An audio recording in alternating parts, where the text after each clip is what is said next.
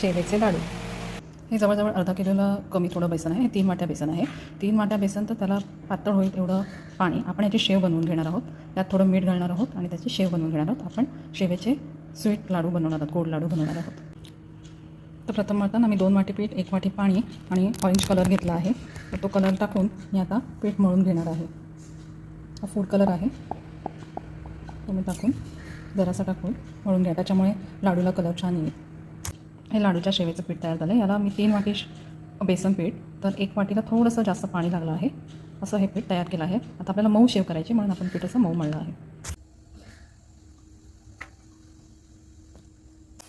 ही orange कलरची शेव तळून ready आहे.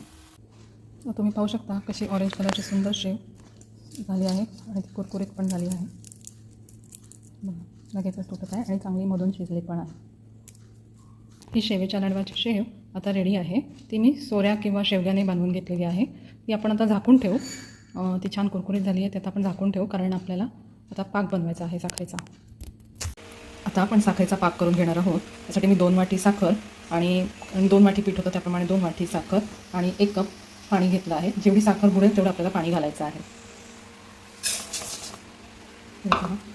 गॅस ऑन करतो. गॅस थोडा सुरुवातीला फास्ट ठेवा आणि नंतर स्लो करा. आपलं साखर बुडेल तेवढं पाणी आपल्याला 1 तारी पाक करायचा आहे. हा बघा बॉईल झाला आहे. मी गॅस पण कमी केला आहे आणि साखर अजून तशी थोडी आहे, ती वेगवेगळी पाहिजे पूर्ण.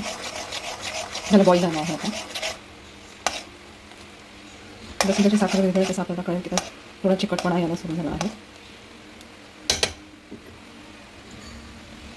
तुम्ही पाहू शकता पूर्ण साखर विरघळली आहे आणि हा आता आपला 1 तारी पाक करून रेडी आहे. त्या क्षणी मी शेवयांमध्ये थोडे मनुके आणि वेलची पूड घालून घेत आहे. तुम्ही थोडे तुपाचाही वापर करू शकता, थोडी टेस्ट एनहान्स होण्यासाठी. यात मी 2 चमचे तूप, मनुके आणि वेलची पावडर घालून मिक्स केलं आहे मिश्रण. आता ह्याच्यात आम्ही साखरेचा पाक थोडा घालून मिक्स करून घेत आहे.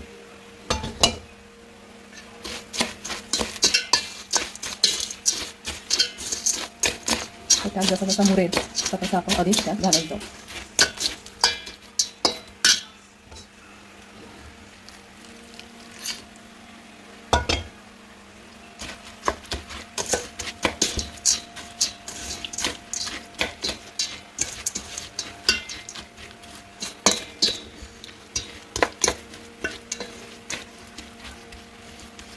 हा पाक व्यवस्थित